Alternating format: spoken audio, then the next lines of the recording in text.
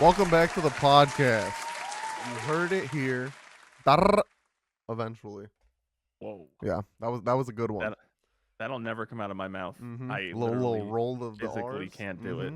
Physically can't do it. He'll have to go to a teacher one day. Okay. But yeah, we had a good return episode, and we're back for episode 2. It was not a one and done like last time.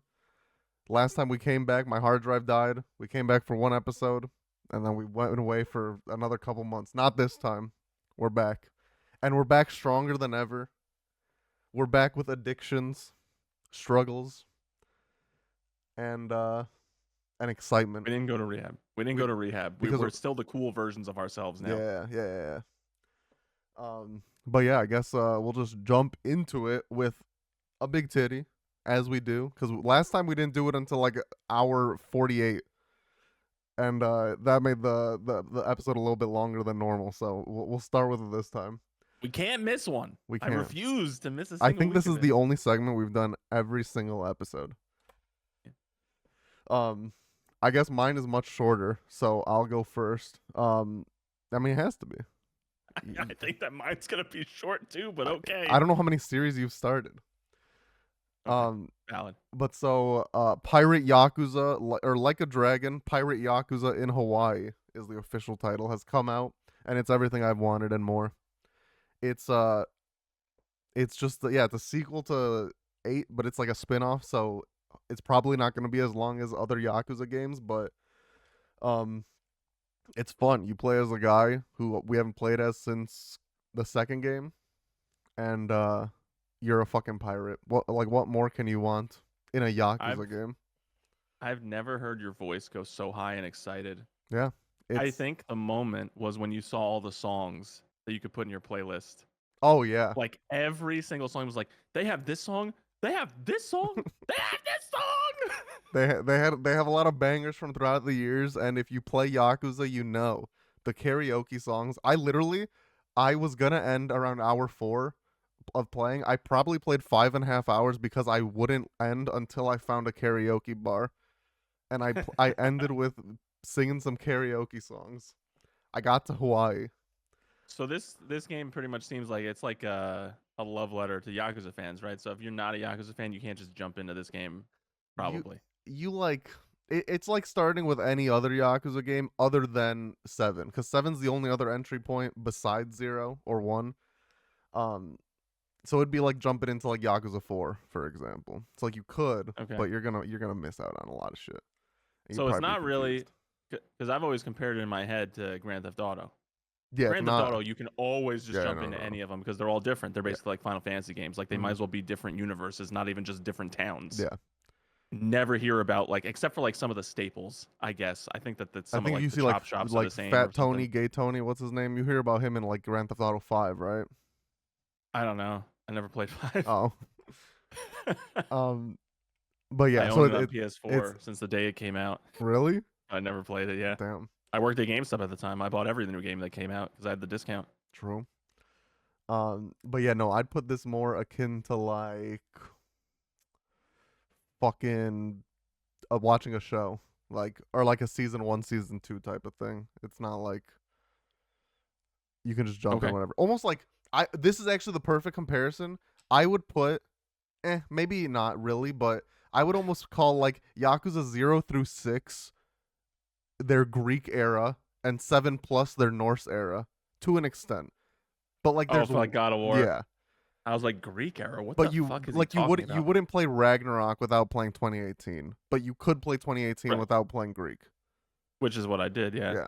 Okay. Yeah, but that makes sense. I would say there's more of a connection between the Yakuza games. Like you can start at 7, but like only because the gameplay style changes. And it goes back to this one. Like, this isn't turn-based like the main series games now. This is all real-time and ship action, which I've heard. I haven't played Sea of Thieves, really, so I don't know the comparison, but the ship action that I've played feels good. So it might be better than Sea of Thieves. Wait. Like, ship battling? Yeah. Because I didn't see any of that. I was watching most of it's like... I saw you fighting, like, the captain guy, and I saw you in hand-to-hand combat. Yeah, so you do that, but then you get a pirate ship and you're like blasting cannons and you're using like your missiles on the your cannons and all that. And Missiles. Your missiles. well, because so there is Because a no you pirate ships are known to carry many no missiles. so you can mid pirate like battle go on your deck, grab a rocket launcher and shoot it at the enemies. Okay, that's not exactly like having missiles in the ship. Yeah, no, but you could Okay. all yeah, but so you also have cannons and yeah, they just come up like normal enemies. You just take them down. So it's probably, I know everyone always says this. I personally didn't think it was that amazing, but Assassin's Creed Black Flag has the ship combat. yeah. And a lot of people are like, the ship combat's so amazing, especially compared to 3 where it sucked ass. Mm-hmm. So they wanted a whole game about it, hence our like 15-year endeavor to get whatever fucking game, Skull and Bones.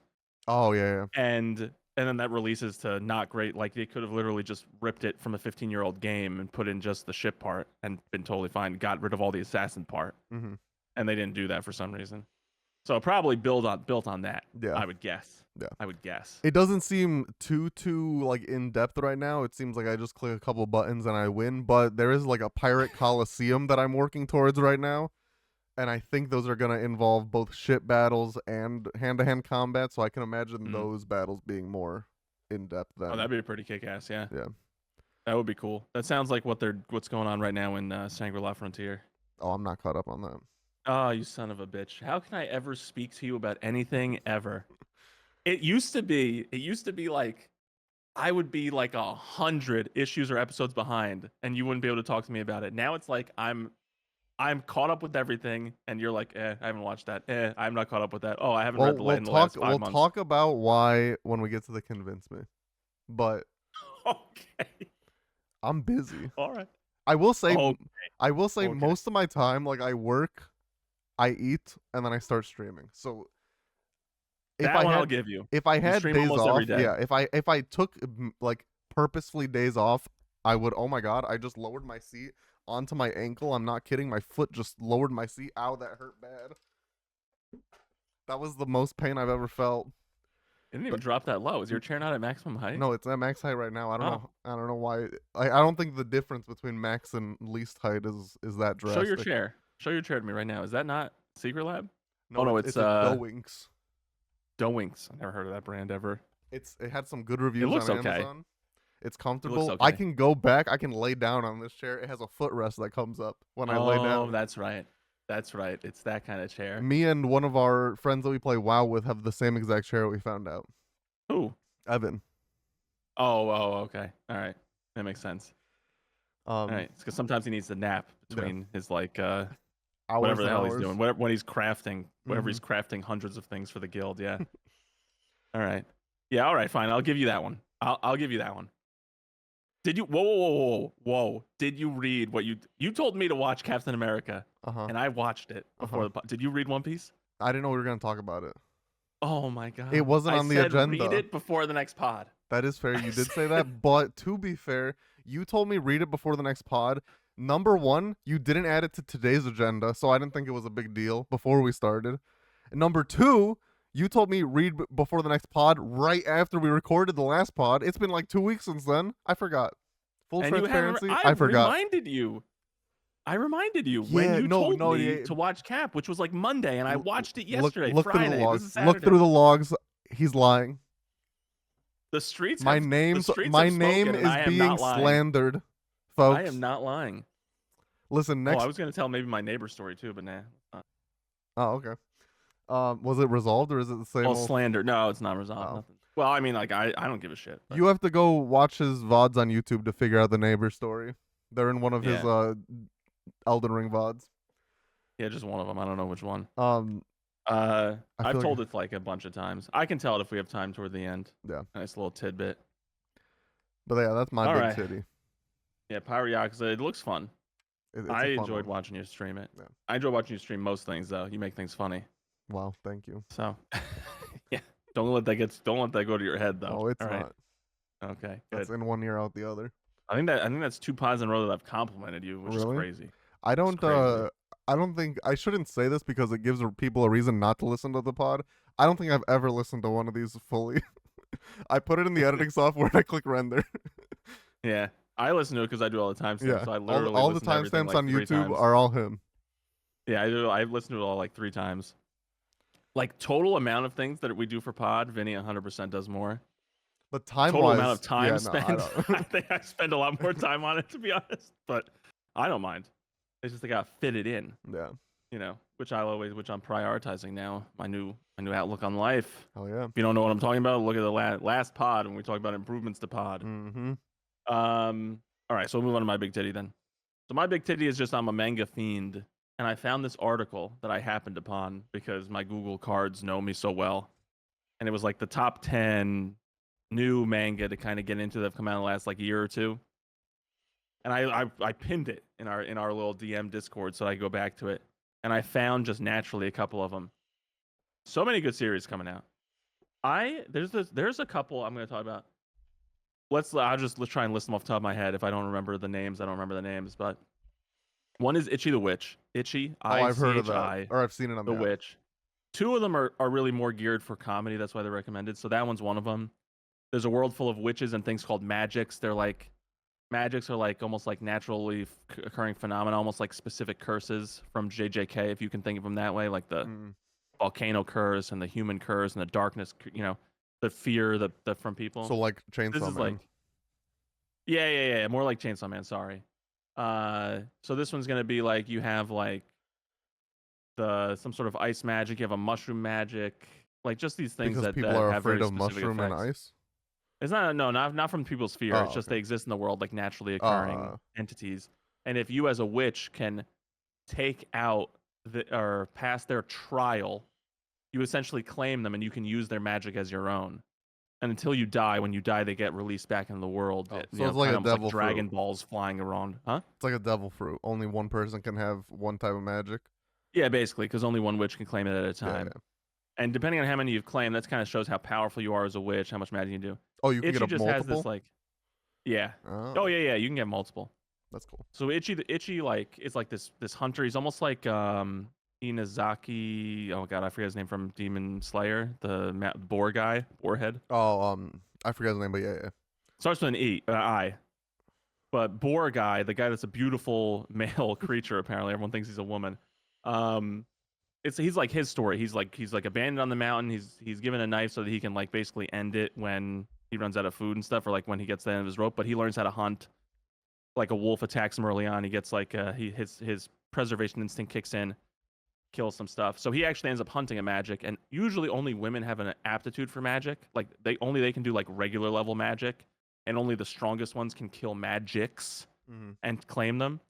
So it was crazy that he like killed one of the strongest ones in the existence, because the trial is you have to stab him through the heart, but he had around his heart this like case that was impervious to all females. So it was an impossible to achieve like feat. But then Itchy comes in and kills him as a man, and then he absorbs his power, and it's crazy that he absorbed the power because normally men it would just like falter out or whatever. It's pretty funny. It's like definitely based on humor. Itchy's a very stupid character. He basically is like the guy from Demon Slayer. He doesn't really know much, and he's just kind of doing his own thing. And the way that he gets one of the magics is it wants to look really nice, and all the other witches are trying to dress it up, make it look pretty. It's like a female shark. And he gets really hungry and wants to have sashimi, so he cuts the shark up a bunch with his knife. And the shark is like, "Oh, I look so beautiful. You can see every aspect of me, even the inside." And then he wins the challenge. And he claims the shark. Can you do multiple magic? Like, so only one person could, example, get like the mist magic, but could someone get like rain magic and fire magic and create mist magic? Oh, I'm sure. It's only like 20 to 22 issues in, so there's not really a ton of combination that I've seen. I think Itchy only has like 3 magics to his name, but his mentor, who's the most powerful witch, who's also like this like really like random person. She's sometimes an idiot, sometimes really powerful and strong and focused and stuff. Descarosa. I remember her name for some reason, like really well. She imprinted on him. She doesn't even remember how many magics she has because she's killed so many and claimed so many. But it's almost like a war between magics and humans. The humans kill the magics for their power. Magics have apparently existed in the world before humans, so they hate it. Some magics are like human hunters, and they try to kill humans, and that's why the witches hunt them down with priority. It's pretty cool. Sounds interesting. Yeah, I wouldn't do a Convince Me on that one just yet. I would do a Convince Me on Gakurabachi. That's the one I sent you a panel of. Yeah. It's like a guy with red hair. Mm-hmm. He's like half. They literally call them MAGAs. I think it's a political commentary, kind of. I'm not gonna lie, like from Japan. They're like the evil entities. That's funny. And he's like half MAGA somehow. It has to do with his blood. I forget exactly how it happens. I don't know if we even know how it happens. That's basically, it seems like the core of the story is there's like this guy that can turn people into MAGAs, and somehow this one woman who's like this crazy, like she's just like a really hot older woman, I guess, and everyone's all in love with her in the but she's just like a very aloof and grumpy. Smokes all the time. So it's the grandma from Don the Don. Yeah. Oh, it actually looks exactly like her. Looks exactly like her. Wow. Mrs. Mao. Miss Mao. Looks so. Oh my God, that's so spot on. I need to look up a picture of her. If anyone's seen Don the Don, I like her hair is up, but in the series, Miss Mao has her hair down, but same face. I swear to God, she wore his glasses like MAO. Yeah. And what's the series called? Oh God, Gakurabachi, I think.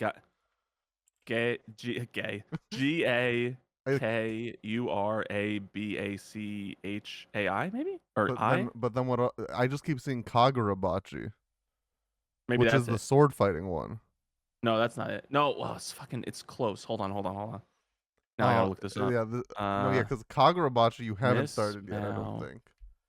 Manga. Miss Mao manga. Let me see. This isn't it. Manga. This is like some other series entirely. No, I see this one too. Frick. Oh my God. I'm just gonna look up newest manga. This is good content. Oh yeah. This is totally. I'm a manga with manga enemies. What the fuck is this? You're just gonna get the manga that show Trump. Goku, Raku, RAKU guy. Yeah. And then there we go. Got it. No, there we go.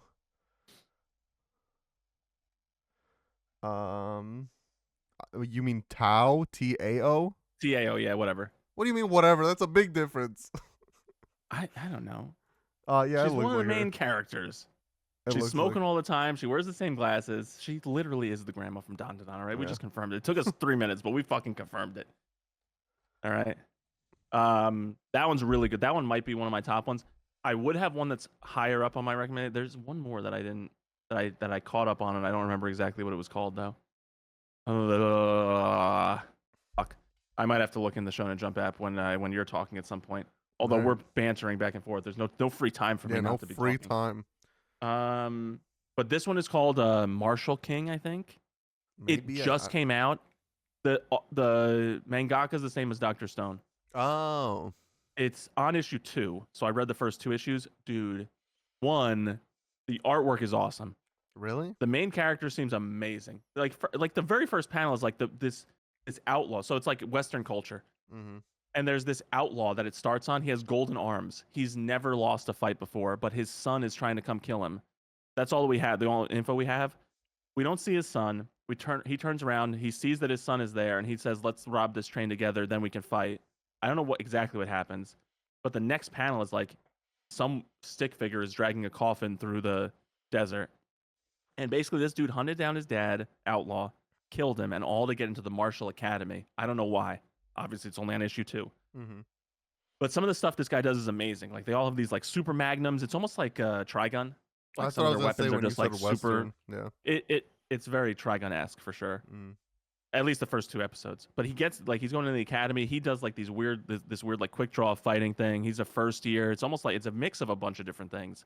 Like it's literally like whatever you would call it, like Mashal. I have not read Dr. Stone. No, I'm just trying to watch that one. But the last season's coming out. That one I might have to not wait for Karina on that one and just watch it. I haven't read since like the Ryusei OVA. Like I haven't watched that, and then like season 3 or 4. I've only seen the OVA, and I haven't seen season 3, and season 4 is now coming out. Yeah. But it's in like 3 cores, split up in 3 cores that are not back to back, I think. Do we know if this is the last season? Yeah, it is. Oh, okay. Then it's definitely the last season. I think it's 3 cores split up, but not back to back. Is this the one that's called like Dr. Stone New World or whatever? Stone World? No. Yeah. Stone World. Stone Wars? Yeah. No, Stone Wars was season 2. Was season 2. Yeah, and then Sorry, I think I just burped. And then season 3 was New World. Yeah, and then now we're on New World Part 2, and now we're on Science Future. That's what it was. Science Future, okay. I could have sworn it was like, whatever. I got the names mixed up. Oh, why'd I close out of that? Holy shit. But yeah, Marshall King is awesome. That one is 100% has the potential to be a Convince Me in the future. I don't know how often they come out. Like Goku Raku guy is only coming out, it seems like once a month. Damn. Maybe. I hate those series. But the issues are like 45 or 50 pages plus. So it's basically like having like a bi-weekly series that's 22 pages. Mm-hmm. Just come out at the same time. Yeah. So it gets you all the story, more of the story at once, Mm-hmm. And it does seem like the manga that are created by this guy in that one, based on how they die, that's the powers that they get. So like, let's say one starves to death, they have the power of making people starve. Oh. So like, and they can go on feeding frenzies that way and stuff. Like, one of them happens to have like, I guess was like. So if one burns to death, can he like just have fire powers? Basically, yeah. And I think that is one of them. I think that there is spontaneous combustion in them. There's also like one of the girls really wanted attention and found out that when she harmed herself, she got attention. So like cutting wrists would get like boyfriends to stay with her longer and like make them feel pity. So basically, if she gets her blood in you, your wounds don't heal really ever. So you just bleed to death. That's like one of the examples of how they work. It's a very unique, cool power system. Obviously, we're learning about all these worlds, but I think all of them are awesome. Yeah. And that's my big titty. Is like there's a lot of good new manga basically that are coming out, and I feel like we still have One Piece, the ultimate GOAT that's like basically never gonna die. We've had the big three before. There were One Piece manga, One Piece, Bleach, and Naruto. Then we had like the new big three of Demon Slayer, My Hero, JJK, and My Hero. And now we're getting into another world where new three. Yeah, the new stuff that's coming out. And it's probably going to be like Kagurabachi, which is the one I have not started yet, but is like 58 issues in. Mm-hmm. That one's next on my list. But also this Wednesday, I'm getting a new solo leveling. I got the estimated delivery day. Oh, nice. Yeah. So yeah, that was my big titty. Marshall King seems like actually like basically like the winner. Damn. It's just the art is just so good. That's surprising because I feel like I haven't read Dr. Stone, but I saw that the artist did like a One Piece thing, and he drew like some arc in One Piece or some fight in One Piece. I don't remember what it was. But I looked at it and I was like, it's fine. I didn't think it was like crazy art. Well, maybe it's like the story by him and a different mangaka. And I know that sometimes that happens. Like with Frieren, there's two. There's one that does story, one that does I'm on the art. Oh no, he's the artist and author. Yeah. Well, he upped his skills a bunch. Maybe that's what he always wanted to do. Does it look like Dr. Stone? The eyes do, which the eyes are a very big part of it. Like this guy, when he gets like his martial eyes going on or whatever the fuck he's gonna call it in the future, like that's when he gets serious, when he's not just joking around or like falling asleep in class and stuff. Mm-hmm. There's like all these different levels to the marshals. There's like the martial general, the martial elite grand martial thing, like, and all these kids, they're in this school. It's a lot of nepotism, so they don't like that an outlaw is in the school, and he got in by basically turning his dad in. And it's weird. And he had like the dad had these golden arms I think are going to come into play. He has like they have like these weapons called super magnums. Only a select few can even wield them. Otherwise, they literally kill the person. That they blow like their bodies up if like from the blowback. So it looks like this guy's working his way up. The only reason he went to this school is because he wants the most powerful magnum ever, which is locked beneath the school. Oh. Only ever used once by the first Marshal King. Never had another Marshal King. Damn. It's a very unique story. Yeah. But I don't want to be like ranting myself too much longer. That's my big titty. Right. A lot of good manga out there. On like Twitter, I can post like what the new series are, a little summary or something maybe. Yeah. But yeah, so now we both saw Captain America: Brave New World this weekend. Well, we saw it not necessarily this weekend. Oh yeah, I saw it. I saw it on Friday. Weekend. I saw it yesterday. You saw it yesterday. I saw it last week. Yeah, I mean, I don't think it was the worst Marvel movie ever. I think there's by far worse Marvel movies, but I would put it like Black Widow tier Marvel. Like, and I'd put Black Widow tier Marvel like C tier Marvel movies. I'd put it in like the bottom 30%. Yeah. For sure. I don't know exactly where, like, do you really rank them that, other than the very worst ones, do you really rank the ones that are like that shitty? Someone does. Yeah. I don't in my head. Someone does somewhere. Yeah, I mean, like, I do think that, like, let's talk about the good first, because the movie wasn't all shit. There were some good parts of it. I think, before we even get into like the good and the bad, I think overall, at its core, the movie was just kind of boring and mediocre. Mm-hmm. I don't think it was necessarily bad. There weren't really that many highlights. So, like, yeah, we can go to the good and the bad, but I think overall, I think it's very like mid movie, like just from entertainment level. Yeah. I think from information level and world building, it's a little bit better. I see. That's where, like, I don't even think so, because, like, think like cool. Like, they said adamantium. That was like the peak of the lore. They mentioned the word. Yeah. And then they were like, hey, it can be used for science, medicine, and then they never mentioned it again. I mean, yeah, then it's just a race, like who can control it, or there's this treaty going on, which the treaty must be signed, and you don't even know, like, for the first like third of the movie, what the fuck the treaty even is. Yeah, no, but good. I think the performances were good. Like, I think Anthony Mackie was a good Cap. Do I see him leading his own Avengers this very second? No, but I can see him growing to be the Cap that can lead an Avengers for sure. I like that he didn't take the serum. Oh yeah, no, I think that's great. But I do think it limits him so much. He obviously compensates for it with like vibranium wings and what the hell is the red thing named? Red Wing. Red Wing. Yeah. I was thinking Red Sparrow, which is wrong. It's like the Red Room from Black Widow. And like, I don't know what else I was thinking. And Red Wing does a lot of shit for him. Red Wing is basically his Jarvis, right? Yeah. He's just like, Red Wing, take care of this. And then Red Wing just fucking does it. Like he just knows exactly what to do, which is cool. But there's no real explanation for how this AI is so advanced, other than obviously like his new sidekick is just really smart. Well, no, not even that. Like if they could have even said, like, Tony was alive when he first got Red Wing. So it's like, that's your explanation. And I mean, probably. One of my gripes with Marvel in general is that like every single person seems to have a genius sidekick, right? Yeah. Like how many fucking geniuses are there that happen to be involved in superhero world? Either you are a genius or your sidekick's a genius. Even when you are a genius, like Spider-Man, you still have your guy in the chair who just is good at the other stuff like hacking. So obviously Anthony Mackie has his guy in the chair, which is the new Falcon. Yeah, the new Falcon. And the acting, I agree. I agree that Harrison Ford is good. Yeah, he was good in this movie. I do wish William Hurt. It was William Hurt, right? Not John Hurt. The first General Ross, the guy that died. I don't know, like, but his last name's Hurt for sure. His last name's Hurt. I think it was William Hurt.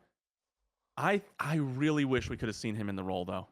He would have been good. I think he was a better General Ross. Yeah. But I think Harrison Ford is a very good actor and fills the role well. Yeah. But had it been him, I think it would have been a better movie overall. Yeah.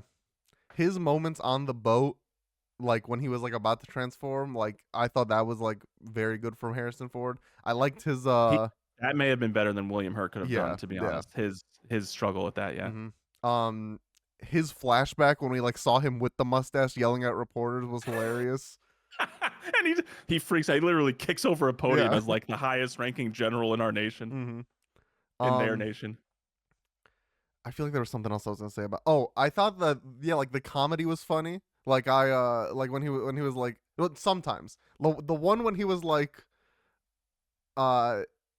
right mid fight against Red Hulk, and he was like, I should have taken that damn serum or whatever. Yeah, Bucky's line out his ass or whatever the line was. That was I think the first time I chuckled during the movie though. Yeah. Well, no.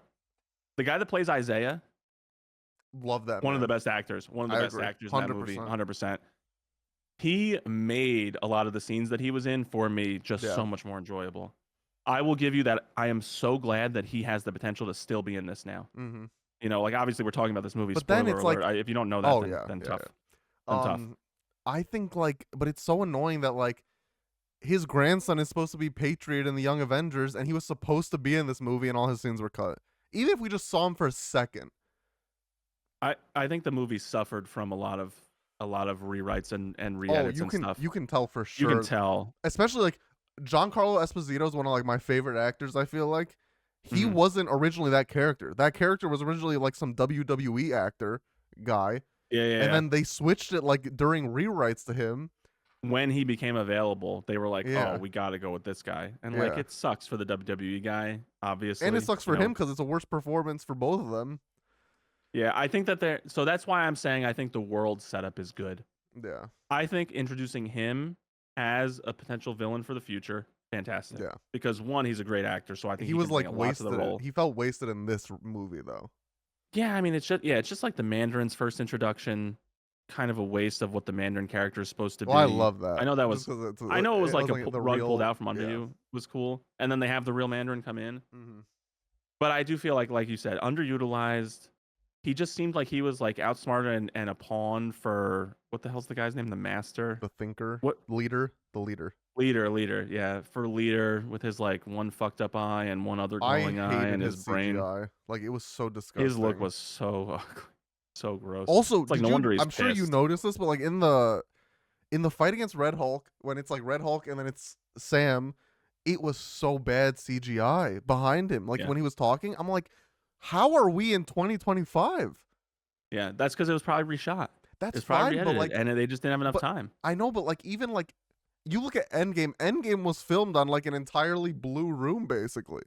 Yeah. And it's like that looks like fucking destroyed New York. But they basically had one goal from the beginning, and they stuck to it, and they just dedicated all their time to it. So all the reshoots, there's only so much a VFX team can do with the time given to them. I think they couldn't possibly delay this movie to like next year to make the CGI look amazing. So again, like the world building with Esposito as Sidewinder, I think was his name, right? Yeah. That's a good casting. I honestly think like introducing Red Hulk was good. I love the effects on Red Hulk. Like you could see it was different from Hulk. The bullets were like melting into his skin. It wasn't just like they were. Like that stuff looked good. He had scorch marks. Scorch marks, which was very cool, and it wasn't really affecting him. But then, when he untransforms and he keeps the damage, like I don't understand the difference between their. I feel like they could have gone a little bit more in depth into like what his version of Hulk is. I mean, they can in the future, but that's why I think it's good world building. Like I think they set it up so you can have more Red Hulk stuff. You can have more Cap American and Falcon stuff. They had Bucky come in as like I don't know how this is going to play in the Thunderbolts. Now, but he's going to be going to be a congressman. I think we know. I forget if we saw in the trailer, but I feel like we know that he's gonna win the election. I feel like I saw that somewhere. The woman from the ex-widow basically says he's the future congressman. God. I also hate her. Oh my God! If we're gonna go through the bad stuff, she's like top of my list. Yeah. Not that she's a bad actress. I just did not like her character. Yeah, she just felt like I don't know. And like you still have Black Widows in the it's not like Black Widow herself is gone, so there's no more widows. Like you have Yelena. Yeah. So when you compare her to Yelena, it's like, of course Yelena's gonna kick her ass. Like she's like 3 feet taller, obviously like Russian built. And you just know they're tough, right? Eastern European is just the tougher ones. Like this one comes out of nowhere. I thought she was like a little kid. Yeah. And then all of a sudden she's talking. She's not a little kid. So it's gonna be very weird scenes in the future. But I like that her and Isaiah have a relationship. That's the one good thing. Yeah. Because at the very end, they're going to like the basketball game together, sitting courtside, and Sam's like, "Oh, well, at least you found someone just as grumpy as you." And then Isaiah like gets all serious. Yeah. Say it again, and he's like, "I'm kidding." Isaiah brought all the humor except for like 1 or 2 lines from Sam. Yeah. Which is why I thought it was a little bit too serious. But they brought back the Celestial. Yeah. Finally, they talk about this fucking enormous island bigger than fucking Hawaii that's just in the Indian Ocean. How it wasn't unclaimed to this point is beyond me. And then they essentially look like they're setting up stuff for like Thunderbolts, and possibly like with the post-credit scene, like the conversion or whatever it's called of Fantastic Four, which is how we assume they're coming into this universe. Yeah. Well, so that's why I thought the world building was good. One thing that not that I didn't like, but I was disappointed by is I'm going into the movie with one of my friends, and he's like, the post-credit scene, I heard there's a real big cameo. And so we're watching the movie, Bucky shows up, and we're like, oh no, we're like, oh, that's cool. And then he didn't know that Bucky was the cameo from the movie, so we're expecting some big cameo. and it was literally nothing. I mean, the cameo at the very end is kind of Liv Tyler coming back also. Oh, I guess, but even that was. But that's not post-credit. Yeah. That's not post-credit scene. That was just in the movie. So we're like, what the fuck is happening? And then it just goes like Captain America will return, and we're like, because like I feel like this movie is one easy bring back like fucking Mark Ruffalo, just for even a scene. He was in fucking Shang-Chi. Bring him back for this movie. He was in fucking Miss Hulk. She-Hulk. Or She-Hulk, yeah. He was in Miss Hulk. He was in fucking She-Hulk. In the end of She-Hulk, they introduce his son. Yeah. Bring his fucking son in or something. Like, show him like getting angry about Red Hulk existing or like being interested in it and going to talk to him or something. I don't know. I don't fucking know. Is Hulk even Smart Hulk still? We don't know. We haven't seen him since She-Hulk. Yeah. Probably. How could he not show up for this? Yeah. General Ross hunted him down for years, becomes president. You don't even, and he's just calling his daughter the whole time. He's not calling Banner to apologize to him, be like, oh, by the way, it turned out you were a pretty sick, kick-ass Avenger. Yeah. You know, like, hey, maybe you can work with me again, same way Captain America is. I'm sorry. But we know that like Ross doesn't change. That was like the whole point of the movie until like the end. So it's like I don't think he would bite his pride and call Banner and talk probably. To Banner. Yeah. But yeah, I something on that. the news of him just like even like post-credit scene, we're filming a TV and it's the news coverage of Red Hulk. It pans and it's Mark Ruffalo. Even just something like that. Yeah, like eating cereal or something. Something stupid. Like eating like a cereal out of like a fucking like 10 drum barrel or whatever the fuck you call it, oil barrel. Yeah. I don't know. Or even having him come in with Liv Tyler. Yeah. Like that they're reconnecting because now Black Widow's gone, so his love interest is gone. But of course then he was banging space chicks, making babies. So who knows what the hell's going on with them. I do think so. I also think a good point of this movie is that they refocused themselves. They didn't. I would have liked a little bit more cameos, a little bit more expanded world. But this is like a standalone I do film. like that they focused on one character, basically. You know, I mean, two. You always have a villain and stuff. Yeah. They had like two, one villain, one, he's tricked into becoming Red Hulk. Yeah. So I do like that they had that.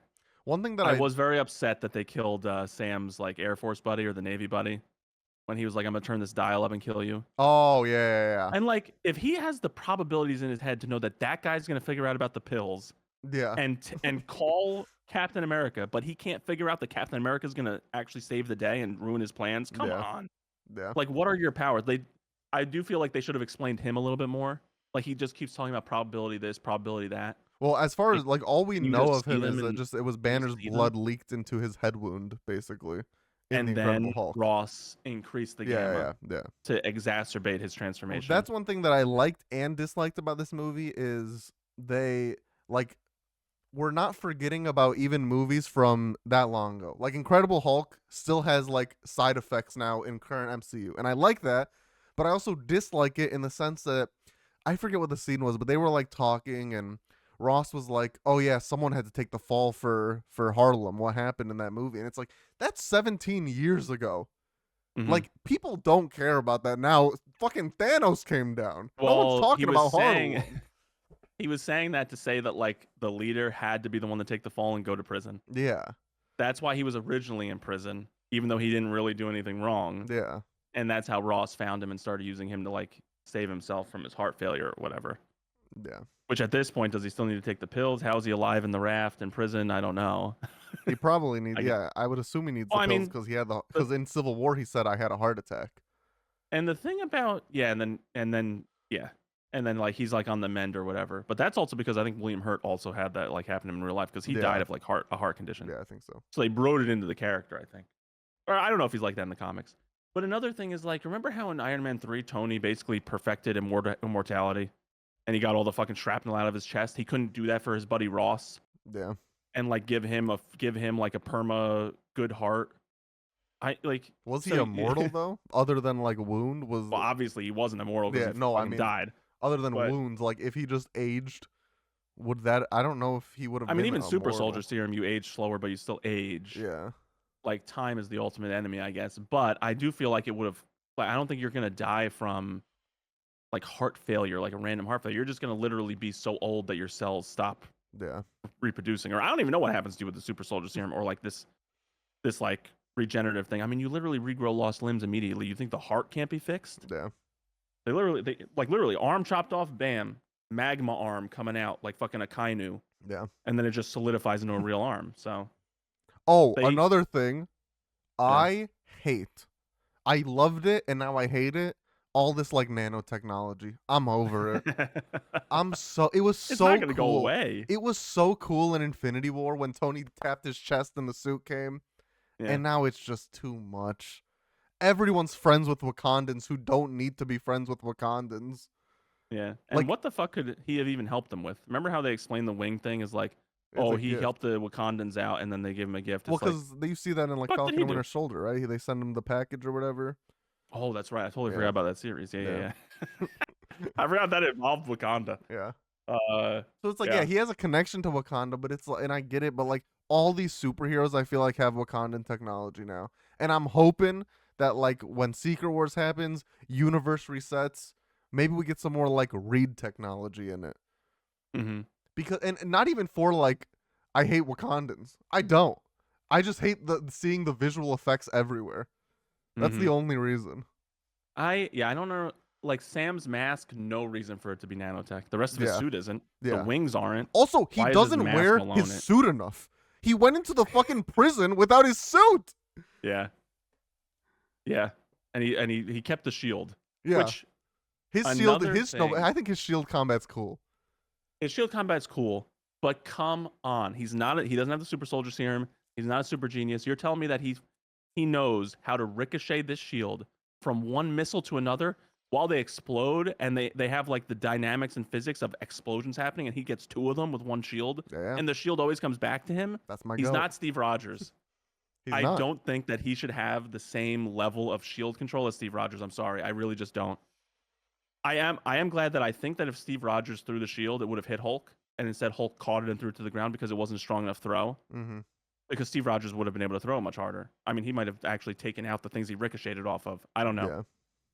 So, I did like on the shield combat. I like it. I like the scene, like that Celestial Island scene. I thought that was cool, like visual combat.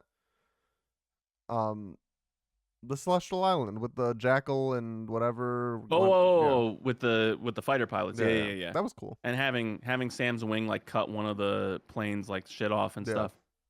And of course, fucking Falcon is an idiot and disobeys orders multiple times. Oh, the biggest problem with this movie, though, I think, is the whole movie we're ramping up Red Hulk. And then he becomes Red Hulk. He's Red Hulk from the one trailer scene we already saw, and that's the only time we see him in this whole movie. I think Red Hulk in the trailer was a mistake. That's kind of what I wanted to end on. Yeah. I think he should have been a surprise. But it's like, it should be like the leader doing stuff. I guess. Yeah, I guess you could show the leader, but the leader doesn't have like. I guess you show the leader and you show like some scenes from the Celestial Island fighter jet fight. And show the Celestial Island. Be like, this is fucking coming back, and show like the leader with like the soldiers coming around to protect him. Yeah, as if like he's really leading a whole army or something. Like you can mislead people with that trailer. You could also just throw fake shit in from the cut content. Throw Isaiah into the trailer. Show him like almost make it seem like he's actually fighting Captain America when he's just training him, like trying to throw punching bags around at him or something. Mm-hmm. Like they could have done a lot more with the trailer and kept it a surprise. And yeah, they're ramping up to it, but it would have been way cooler if you didn't know for a fact that at the end he's going to turn into fucking Red Hulk. Yeah. Especially the scene where he fights back and doesn't become Red Hulk. Then it's like, oh my God, are they building up for this for a future movie? Yeah. Well, I almost thought that he was going to transform on the boat. So I was like, oh, are we going to get 2 Red Hulk scenes? And then no. Yeah, that would have been cool, but I mean that's what he was trying to egg him on for. Yeah. But like I'm glad that he kept it in control on the boat because he just would have killed a bunch of soldiers immediately or something. Yeah. Like he's too fucking big to fit on the boat. Yeah, he would have just like sank. Yeah, that too. He would have evaporated the Indian Ocean. Apparently he puts off so much heat. Yeah. I don't know. Yeah, I do want to understand more about Red Hulk. He seemed stronger than Hulk almost, like right off the bat. Some of the stuff he was doing seemed a little bit more powerful. Yeah, one of the cool visual effects that looked sick was when he jumped off the White House and like the building destroyed around him from the shockwave. That was cool. Even when he clapped, which is a classic Hulk move, and it literally destroyed everything around it instead of it just being like this like tiny little path of cracks in the ground, which doesn't make any sense. Like even in like Marvel Rivals, that's one of Hulk's attacks. Bam, and it like launches forward, and it should be AOE. Like it's literally like it's exploding eardrums. Like the thing is, it's so loud and it creates a shockwave. So yeah, it was a fine movie. At the end of the day, if someone is like Marvel fan, I could see someone being like, yeah, I'll wait for streaming. Yeah, I mean, even if you're like, say to yourself like, oh, I really like Marvel and superhero movies and stuff, you could still wait. To be honest, like, this is really a must see in theaters for bigger fans like us. I think. I mean, it's still the #1 movie in America. It's still a Marvel movie. I don't think they did themselves any favors with this movie in particular, being like almost a reintroduction or reset. It felt like they were trying to reset the phase and kind of move away from Kang. Yeah. Which apparently he may still be Kang, I heard recently. Yeah, someone was saying that to me in the movie that we went one of our buddies that we went with was saying that, and I was like, I really don't think that Disney will touch him within the next like 5 years, but he could come back at the very end of the phase because he was a big part of this new phase. But it feels like this one feels so disconnected from like the Doctor Strange, Ant-Man stuff. And I think that's just good. Such a different. I think it's good because like those movies are so multiversally, and I want like a movie like Daredevil's gonna be a breath of fresh air. I'm hoping because it's gonna be literally streets of New York, and that's it. No multiverse. I mean, no. And nothing. They've said before, like Daredevil is not an Avenger. Like he's not Avenger level hero. He's just not. I mean, he's probably gonna show up in Secret Wars, and he's gonna be like doing some shit. But yeah, he's not. The thing is, he's not an enhanced human. Yeah. And neither is Sam. Yeah. Which makes it tough for him to lead the Avengers. I think he can be a sidekick easier, but I'm not saying that he's bad to be a Captain America. But I think without the super soldier serum, like he's more based on his suit. But even the ones that use good suits, except for Tony Stark, but like think of like T'Challa, like they're enhanced. Yeah. Like he takes that fucking fruit and he's still an enhanced individual without his suit. He just wears the suit to give him additional benefits. I think it was good. It was good to reset the phase, and they're refocusing things. Was this and I phase think it was 6? I don't think so. Was this the no, start no, of the I don't phase? think so. Oh. No, I don't think it was. I'm just saying I think they're trying to reset. Yeah. Like and sort of shift focus to lead into Thunderbolts, which I want to talk about next, like Thunderbolts and Fantastic Four. Yeah. Fantastic Four. So do we have more thoughts on this? I mean, I think overall, obviously, we had more negative thoughts than we had positive thoughts. Yeah. I don't think the movie was funny enough. I don't think the movie, like, there were obviously there's some humor in it, and it's good humor. One of the best scenes is Bucky. Yeah. Like at the very end of his speech, it was such a funny moment. They have such good chemistry on screen together. So I can't wait for a future movie where Bucky's on screen with them. And it gave me a lot of hope for Thunderbolts, and I saw the trailer like leading up to it. It looks like it's gonna be fucking so funny. It's gonna be what I want from a Marvel movie, like a lot of action, enhanced individuals, or like Black Widows that are hyper trained, and you have a lot of comedy and a lot of good chemistry between multiple different like fucked up people. You know, they're almost like their own Suicide Squad. The villain, whatever that shadow power is, looks sick as shit too. Oh my god, yeah. Who the fuck is that? Sentry. Do we have any idea? Oh, it's Sentry? I think I forgot so. that he was the villain. He's like a mega power. Yeah. He has so many powers. That's gonna be interesting for this like ragtag group to fight. I like that. I did hear that or I saw a theory that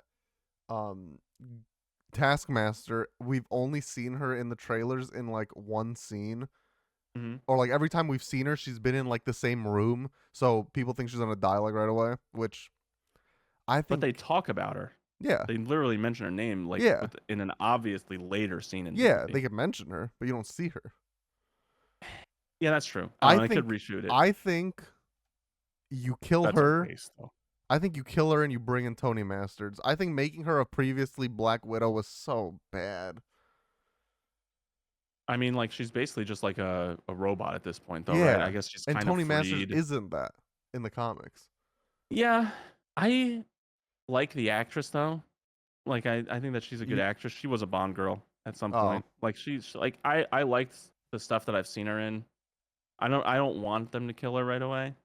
I think that she kind of comes from like Disney's over enthusiasm for like be like having a feminist agenda, not agenda, but like really putting forward in the forefront like female heroes, like almost forcibly, and like female characters and gender bending some stuff. I don't know if she really was a Yeah, taskmaster at any point, I don't know, but but I'm fine with like all that. I love freaking Yelena. I yeah, Yelena's love. amazing. I'm even fine Ghost. with Ghost. We haven't even seen her since Ant-Man and the Wasp, but now that she's not in a state of de-equilibrium or whatever the frick, that's probably gonna be cool. It's literally like just Taskmaster, because even in like the comics that I'm reading right now, in the Deadpool one, like he's cracking jokes all the time. And maybe like if she's like not fucking like a robot anymore and she gets humor, I'll be fine with that even.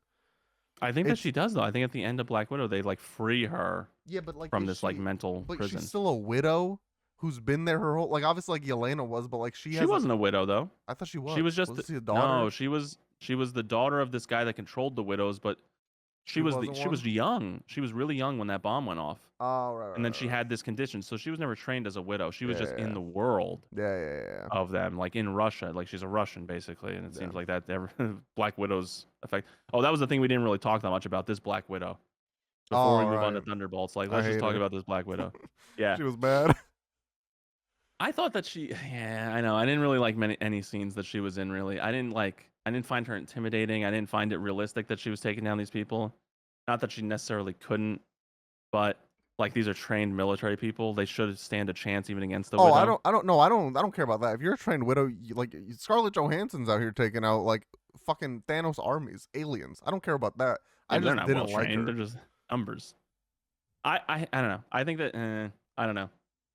I don't have my thoughts collected on her really, I guess, but I didn't take her seriously. I didn't find her to be a serious. She was also someone who was character. Changed due to reshoots. We're pretty sure, because like one of the scenes where they're introducing her, they cut away from his mouth and they go back to his mouth when he's like reading something from the computer on her, and the actress and the character that she's playing is from Israel, and because of the whole like Israel-Palestine stuff going on right now, that's I heard a reason why Marvel changed her from what she was going to be, which I forgot what that was off the top of my head, to what she ended up becoming, just a former Black Widow. Like a Black Widow? Yeah. I don't think she was originally always a Black Widow.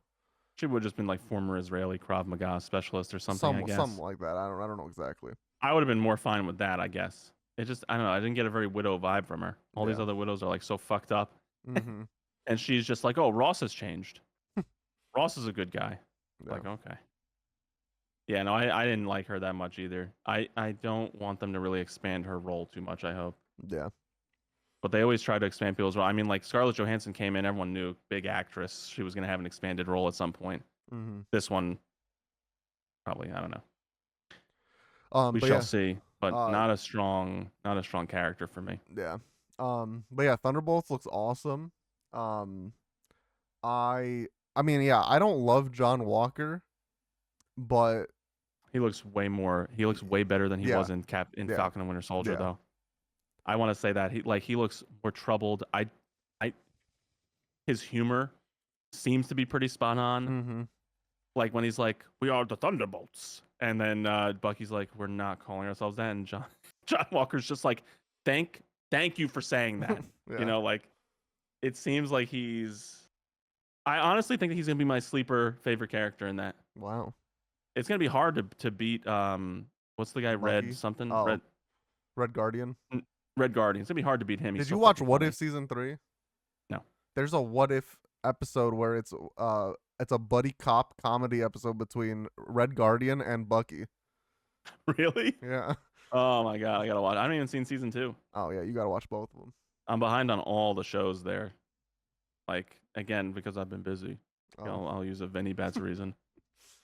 You know, I have a lot of hope for that one. I think honestly the trailer was just so funny, and I don't think that those are the only funny moments. Yeah. Like, and when John Walker's in the back seat and like Red Guardian's like, "Oh, I'll sleep when I'm dead," and he's like, can someone else drive because I don't want to die today." Like that. I honestly think there's gonna be just moments like that left and right in this movie, and it's gonna be so good. Yeah, I think this is gonna be a good one. And then Fantastic Four looks awesome to me. It does. It does look awesome. I think that I'm concerned that we didn't see the weird. I don't think so. I think he looks like the comics. Yeah, but he looks weird. Yeah. Like in the comics, he probably looks weird. He looks I love that they did the eyebrows. Yeah, that's cool. Like they give him like make him expressive. Yeah. I also love that when he claps, you hear the rocks doing like touching. Yeah. Like shifting. Yeah. There is a rumor, I saw this on Twitter, that during some of the scenes when the guy's walking in, and they're like, "Oh, we have dinner every day at 7 p.m. or whatever. Family, it's every Sunday." Her steps look like a pregnant walk, and people think that her belly was photoshopped out for the trailer, which would be crazy. I mean, like Reed Richards, their son is like the Omega of Omega mutants, right? Yeah. So, but then their daughter is the goddaughter of Doom, and they have, I think they're twins. I don't know for sure, but I think they're twins. Maybe not. I could see them like having like normal levels, and then in like a convergence thing, they up their powers. Yeah, that'd be kind of cool to have like that storyline as well. I have a lot of hope for that movie because obviously I think it's good actors. I don't know Johnny Storm's actor. He's from Stranger Things. Oh, that's right. I do know that. Wake Up. But he's just so weird. Yeah, the long dark hair, talking about how he loves D&D or whatever he loves. To this look is so different. Mm-hmm. He was also in. I didn't watch it, but him and Pedro Pascal were in Gladiator 2. I didn't watch that one yet either. I think that's already like on HBO. No, Paramount Plus or something. So I do want to watch that eventually. And he looks more like Johnny Storm in that movie, I'm pretty sure. Of course, yeah, because they filmed them like close together. I would imagine. But I'm hoping, like they're in that movie, and then they go to this one, so the actors probably already have some sort of chemistry, which feels good, probably. Just from the trailer, you can feel the chemistry between what's his face and Vanessa Kirby, which is like probably one of the most probably one of the most important chemistries in the movie. I would say Pedro and the Thing also need good chemistry. Yeah. They have to be able to banter off each other. And I did like that one where where they were talking about the most handsome guy or whatever on the TV screen, yeah. And then the best casting is fucking Sid from Final Fantasy 16 as Galactus. Oh my god, his voice is gonna be so good. Oh, it's gonna be fucking incredible. He was in Game of Thrones too. I think that's where I first like fell in love with his voice. Yeah. I think that's another reason why I think like Cap ends up being so weak, especially if these next two movies are so strong. Which, based on the trailers, I think they will be. I mean, they'll definitely be stronger than Cap. Yeah. So I think having these two movies coming back to back as the next two is a good return to form. I mean, obviously we'll see when they actually release. But Fantastic Four, I don't know why they must not have done the stretching CGI yet or something. They didn't want to show that in the trailer. That's my one concern, is that. Like, fine, yeah. Obviously, that's what he's going to be. They're not going to give him a whole new power set. Some people, or I don't know if it was a rumor or what, I think people thought they were going to give him, like, Miss Marvel effects, which I think is a big mistake if they do. Do you watch Miss Marvel, the show? Yeah. You know how she has, like, the glowy blue light powers? stretch? Yeah. Yeah. Like, it's not really her body. It's like it's like the hardened light. Yeah. But she's also, like, part mutant. I think, I don't know. And there's no mention of Doom whatsoever in the trailer. I think he's gonna be a post-credit scene. I don't think he's gonna be in. 100%. 100%. He's not gonna be like the main villain or whatever, like Galactus is. Yeah. But this is also, to be fair, this is a teaser trailer. This is not the trailer one. Yeah, I know. Well, I mean, it's a hefty trailer though. It's like I know it's a teaser. Yeah. It's like a minute. Yeah. I mean, how long are trailers normally? Like two. Half the movie? Okay. That's a big difference. That's half the time. You could show double the amount of information. Yeah, I get it. I know how math works at that level. Sometimes I don't know. Okay. All right. Let's all calm down here. The streets have been talking, and my math is on at least an 8th grade level. That's good enough. Really? At least. Maybe it was a trailer. Maybe I lied about it being a. Wait, no, never mind. It's called official. Hang on. Okay, y'all just heard that. Okay, yeah, official teaser is what it's called. Yeah, whatever. It's not whatever. It's a big distinction. I No, just can't. I just can't right now. no, think about it. Think about how much information we saw in Thunderbolts versus how much information we saw in this. It's like night and day. Well, we saw a lot more interaction. I mean, we didn't necessarily. I mean, yeah, we saw about the same amount of villain. Yeah. Well, realistically, yes and no. The villain in Thunderbolts had like 2 or 3 lines in that trailer. That's big. Okay. I'm not just speaking out of my ass. It is. Oh my god, yes, it is. It's huge. It's the biggest I've ever seen.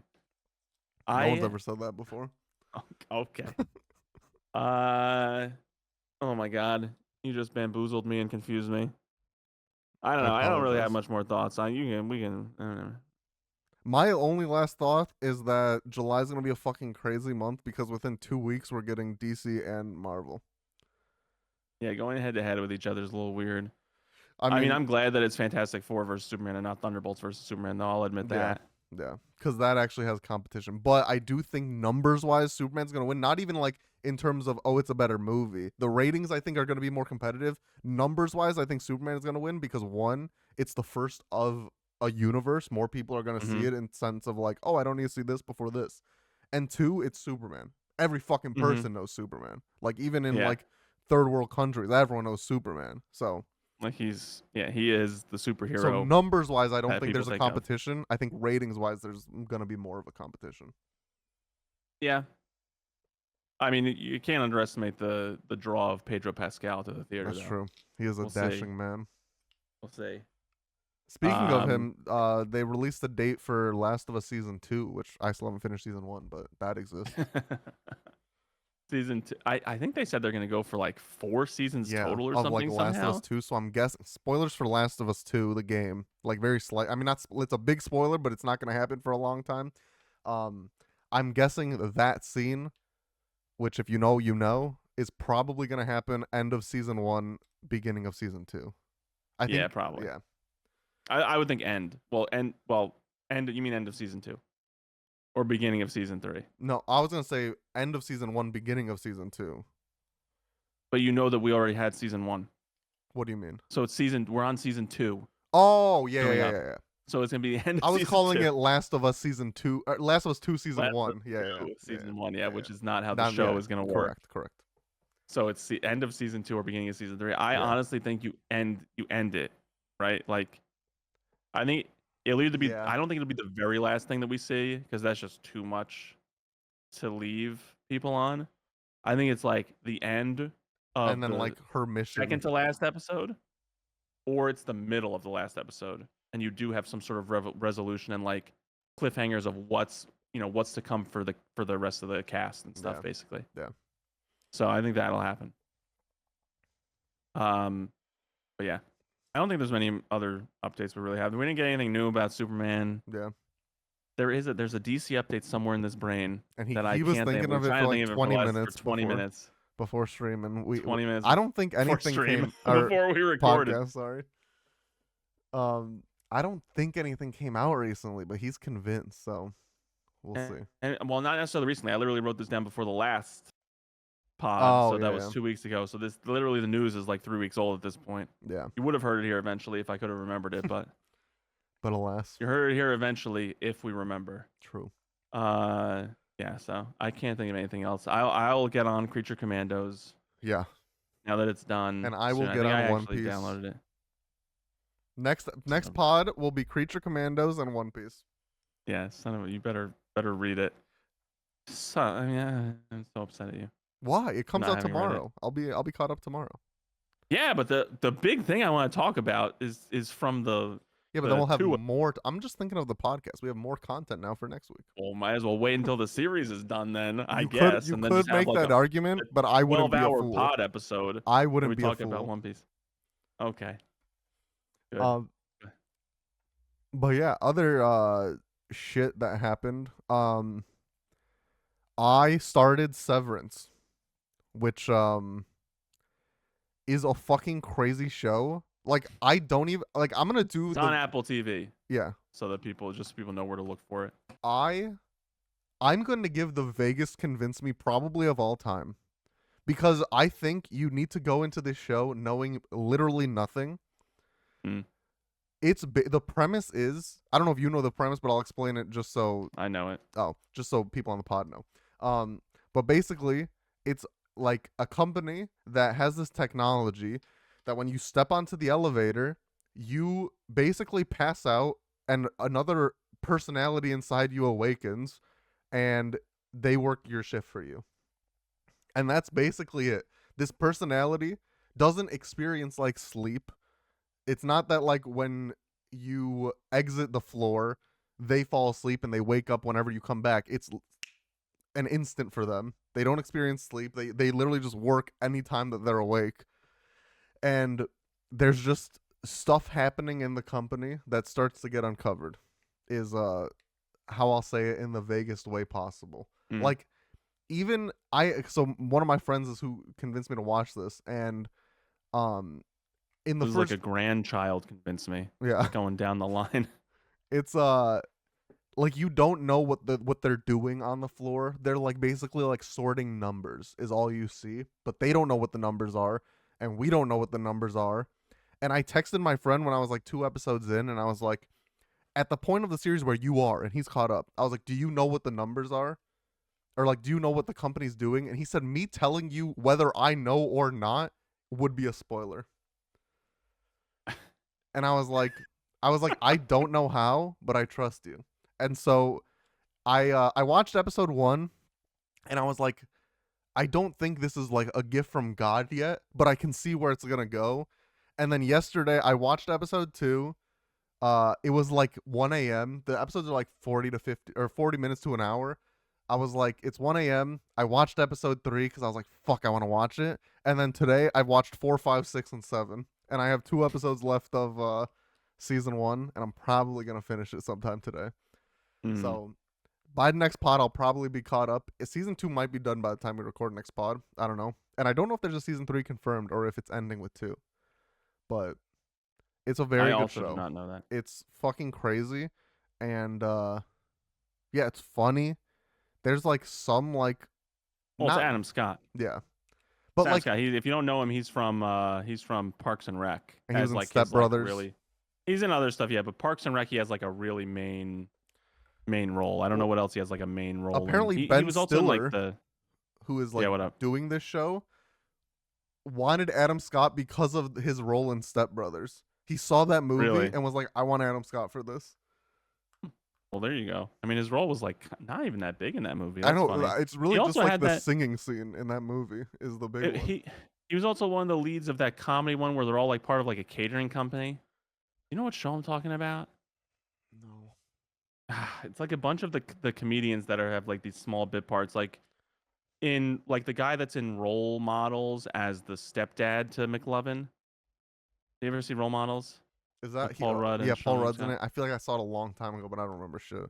He's like the stepdad, or like he's like dating the guy who is McLovin's mom. Like I forget the guy's name, but he's McLovin in Superbad. I always just call him McLovin. He's in it as the kid who's like being mentored by Paul Rudd, and his like stepdad or his mom's boyfriend is this guy. He's also in that series. It has, I think, like the woman from Agatha All Along is also in it. She's in a lot of stuff. She was Adam Scott's wife in Step Brothers. Oh, so I think that. Yeah, go ahead. And this has nothing to do with anything we just talked about. I just remembered it. Perfect. Okay. I saw Harold and Kumar yesterday. Go to White Castle. Yeah. Oh wow. I saw the scene with Ryan Reynolds. But why? Yeah, the thing that got him the role. The thing that got him the role on How I Met Your Mother. Yeah. That one scene, or like his like role in Harold and Kumar. I saw it finally. That was a funny ass movie. Listen, that was a funny. I think there's a 4th one coming out, and I don't know. Oh my god! Yeah, I think so. I like. Oh my god. I hope they don't stray away from, like, obviously you can't make if that movie was made today, people are getting fired, people's houses are getting burned down. It's crazy. But I think you can make some of the jokes today without like making the whole movie stupid. So I just hope they're still funny when they come out today, or whenever this new one comes out. I mean, I think they will be. I can't imagine that you just become totally unfunny. I mean, listen, there's white people doing like a lot of accents in that movie, and I don't know if you could do that today. It's for comedy. So my I honestly rule, think, listen, my rule is like, not comedy goes, because there is some comedy with malicious intent, and I don't think like that is cool. it's all about the intent. Yeah. It is almost But everything is like, about the but intent. listen, I stand strongly on this. That episode of Community should not be banned off Hulu. Because it's for Dark Elf. Yeah. It's not. It's That's not, my hottest take probably I have, that a lot of people probably disagree with. I mean, I agree with it 100%. Like, because it's the intent. Yeah. The intent is I want to be a dark elf. Yeah. Right? Which is fine. I mean, like, so I'm fine with it. I'm all I also think like, as a culture, we're kind of bouncing back from the cancel thing, and we're going a little bit less hard with the cancellations. Mm-hmm. So I think like, more things are fair game now. I think comedians are winning out once more. Also, I do think like partially it does, not partially, like a big part of it is like, who's out here writing the movie? If it's some like John Smith, whitest man out there making freaking like Asian and Indian accent jokes, maybe that's not cool. But if like the actors for Harold and Kumar themselves are saying like, hey, this is funny and we agree with it, like, maybe let them do it. Again, but also even with them, intent also matters. Just because you're a person of color doesn't mean like you're entirely not malicious. Well, so of course. Yeah. No, but I'm even saying like, even like in comedy. So yeah. I mean, you could be like self-hating for like your race or nationality or 100%. Whatever. I mean, it happens. Yeah.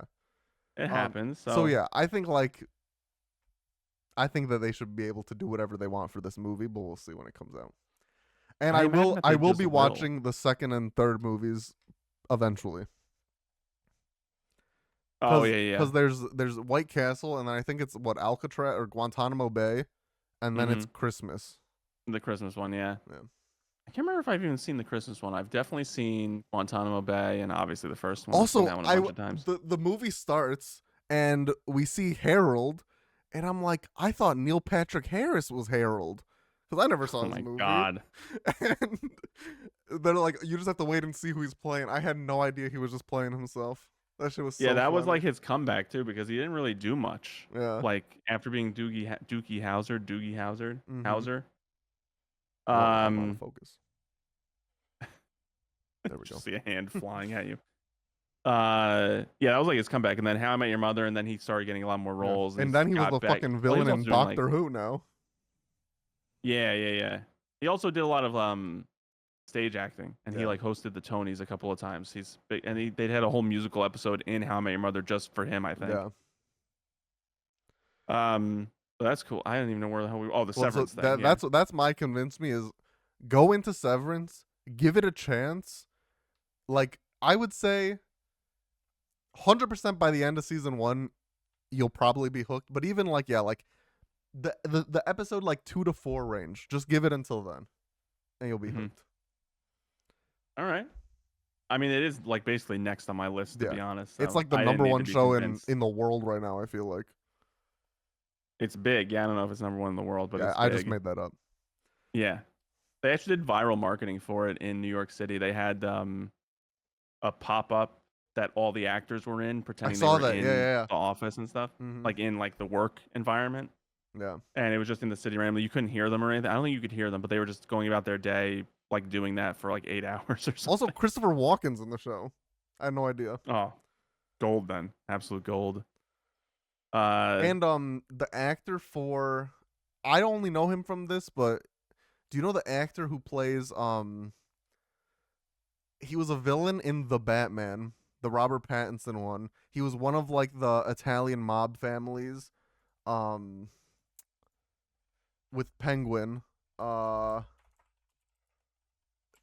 on, actor. It's John Turturro, and he played. Is he in Transformers? He played Carmine Falcone in The Batman. And he was in Monk. Oh yeah, yeah. He's Adam Sandler's like guy. He was in Mr. Deeds as the butler. I never saw that, but he was in the Transformers movies. Oh, Yeah, no, he's been in a lot of Well, so he's great in this stuff. show. That's my goat for this show. You know, so far. he's a good actor. I've liked him all this. I've always liked him. He was in a lot of Adam Sandler movies. He was in You Don't Mess with the Zohan as like the counter to the Zohan. Mm-hmm. Oh my god, I've never seen it. The Jesus Rolls, but it's literally him licking a bowling ball as the cover. He was in the Transformers movies, Rounders, Anger Management, Adam Sandler movie. Yeah. But yeah, it is Exodus, Gods and Kings. What's that? That's the movie where they whitewashed all like every Egyptian role possible. Really? Yeah, like they got a lot of flack for that one. That was the thing that really started or like put in hyperdrive the whole Hollywood whitewashing conversation because it was literally a movie set in Egypt about Egyptians and every single actor was essentially white. Damn, that's crazy. And then do you know the like guy who was in Shang-Chi and he was in Spider-Man Homecoming, and he's the guy in Shang-Chi who's on the bus, who's like taking a video with his phone when they're fighting on the bus. And I remember the guy's face. Yeah, he's a big actor. I don't think he's like a big actor, but he's in this show too. And he's one of like the people who works in the office. And he's funny. Apparently he was also in Fallout. I didn't watch Fallout though yet. Oh, is it Zach Cherry? Yeah. Yeah. He's Fallout. In Fallout, he's a main-ish character. Is like a main side character. Mm-hmm. He's a side character that has a lot of lines. Yeah. I guess you could say. Yeah. I forget, what else is this guy in? He was in Succession. Oh, apparently also we love medical dramas, and on HBO Max there's one that's like good apparently. So we might need to watch it as like not a rewatch and a view, just watch and view. Just a watch and review. Yeah. It's called The Pit. I've heard it's one of the most accurate medical dramas. Yeah, like The Pit is where like, isn't that what they call it when it's like, that's like what like your ER is. Like, oh, they're in the pit. I don't know. I just watched Grey's Anatomy. I mean, like I would like it. What's it on? HBO Max. HBO Max, yeah. And it's a series. Okay. Yeah, I'll try and remember that one. I can always just download stuff to watch on the train. So, but I mean, that's my anime time. Yeah, that's your anime time. I don't drift from the anime time, but I've been watching a lot more anime at home now, so I kind of catch up every week on the shows. Like I watch Solo Leveling like the literal second it comes out. I'm one of the people that's crashing the servers. Is this show like no fucking way? The episode titles are episode 1 is called 7 a.m. Episode 2 is called 8 a.m. And it just goes. Is this like 24? I knew you were gonna say like 24. Fuck. Holy fuck! This could be crazy. Yeah, but I mean, how? One episode would literally be waiting for test results. I mean, in a realistic medical drama. Yeah, that's what I'm saying though. I don't know. Like maybe it's like you focus on like different characters. This person's case is happening at the same time as this person's waiting for results. All right. I mean, I'll give it a shot. I do like medical dramas, so. Yeah. House really got me hooked. Oh yeah. All right. Well, I'm convinced. I'm sure the audience is convinced as well. Everyone's gonna watch Severance starting immediately. Mm-hmm. And now, what's next, Fearless Leader? Oh, I thought you were just gonna take. We alternate who leads the pod. I'm not gonna just take over. I took over last week a little bit, but wow. Yeah, just the other convinced me. You have one now. For Ted also Lasso. From Apple TV. Yeah. Also from Apple. What time are we at? 1:18. 1:18. Okay. Yeah. So Ted Lasso also on Apple TV Plus or whatever the hell it's called. This is the perfect show. I've thought I've come across some really great shows. Maybe I've dabbled with thinking they were perfect. This one is literally the perfect show. It has every emotional range. It's a comedy, so it's obviously funny. When they pull on your heartstrings, oh my God, do they pull on your fucking heartstrings? Like, a lot of episodes, I'm either like about to tear up or like I am tearing. Damn. Not like a lot. Like again, it's mostly comedy. All of the characters have great arcs, great evolutions. Every single character seems to have like something going on in their life. There are some characters that are like truly side characters. Mm-hmm. The show's about soccer. This guy from America never coached soccer before in his life. He was a football coach, like American football. He gets hired by some club in the UK to be their soccer coach. And him and his like second in command, who just goes everywhere with him as a coach, are going over there to to coach this club. Like, there's a lot of stuff going on in his real life. He's like this character who's disgustingly optimistic, and at first you really think like, oh, this is gonna wear on me, but they humanize him all the time, like almost immediately. Like, you see behind the scenes, he's not always the most optimistic guy in the world. They never really address it, but he probably has a borderline drinking problem. He's like always drinking whiskey when he's alone. You know, he has to deal with a lot of big personalities on the soccer team. He immediately gets in. He starts working with the actual people, not really caring about the sport so much, just making these people the best versions of themselves. Everyone seems to grow in this show. I can't recommend this show enough just for the straight comedy. I don't want to get, again, like, for Convince Me, you never really want to give specifics. Mm-hmm. But like, there's a trying to be vague. There's a guy who's like a leader on the team, but he's basically at the end of his career. Mm-hmm. His body's beat up. He was a god on the pitch at one point, but now he's older and slower. He can't be everywhere all the time anymore. He's just an angry guy just because he's an angry guy, basically. And you see him evolve from like this angry guy who's just like exploding at everybody to really focusing his anger on what he's angry about, getting like a little bit of like therapy through his interactions with teammates, growing his relationship with teammates, even ones that he just straight up hates in the very beginning. One of the guys he hates in the very beginning is this cocky little prick who's like a young version of him who just thinks he's God's gift to soccer. And like Ted has to really rein him in, and it really starts. There's a lot of moving pieces, but you might be wondering to yourself, why the hell is an American football coach hired to coach soccer in Europe or in the UK? Never before has he engaged with the sport. Basically, the person who's the owner, Rebecca, amazing singer, like this actress. I would need to look up the actress's name again. She sings "Let It Go," which I don't know how much Apple paid Disney for this, but oh my god, she sings it like just as good as Idina Menzel. Holy shit. She basically gets a divorce from this like billionaire. She wins the club in the divorce. Like, he owned the club and she wins it. And her whole mission in life is like, the one thing in the world that he loved the most was the club. So her mission in life is to tank it. So the whole first season, it's like Ted trying to rise this club up and her trying to tank it at every turn as the owner. So she's like sending good players away and refusing trades and things like that.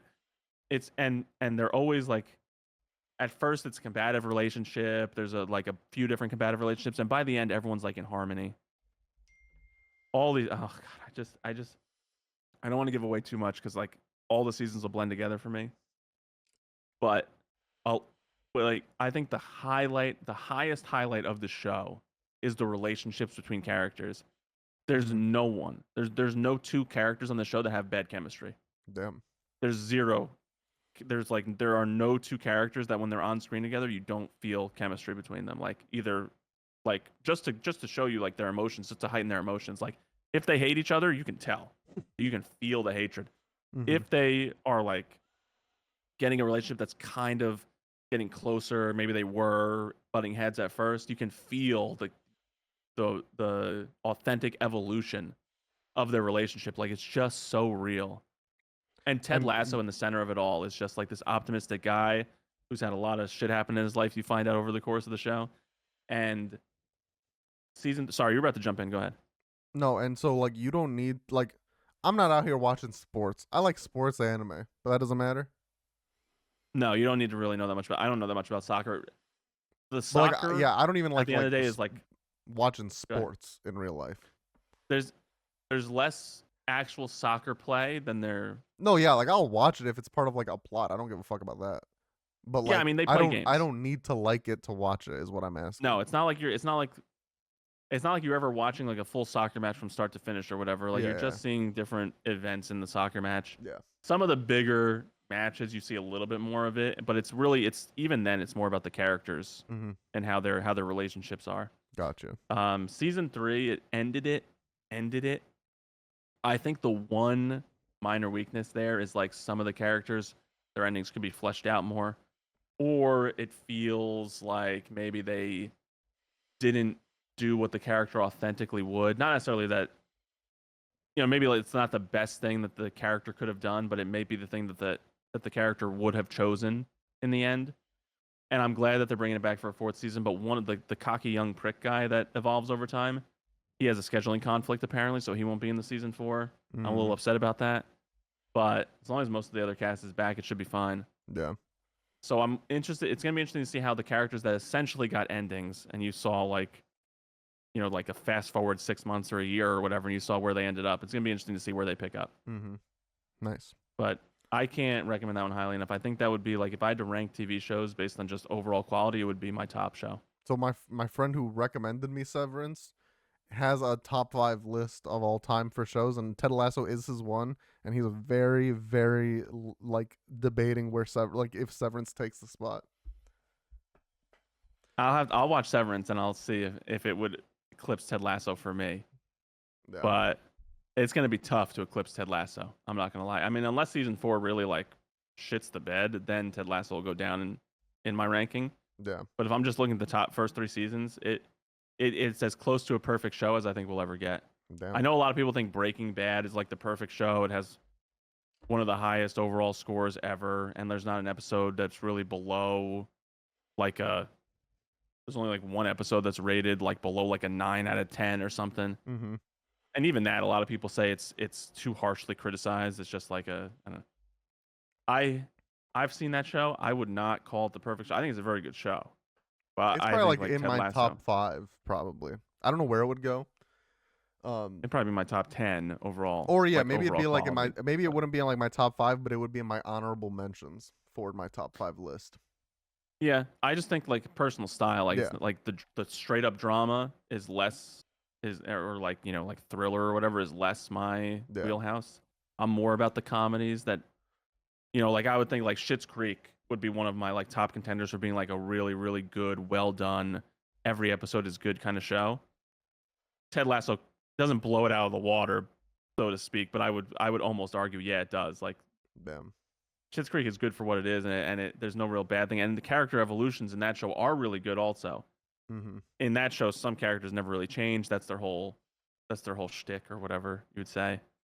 In this show, everyone goes through turmoil. Everyone grows as a person. Damn. Everyone moves forward in their lives. It just feels good watching the show. It just makes you feel good about humanity, life, yourself.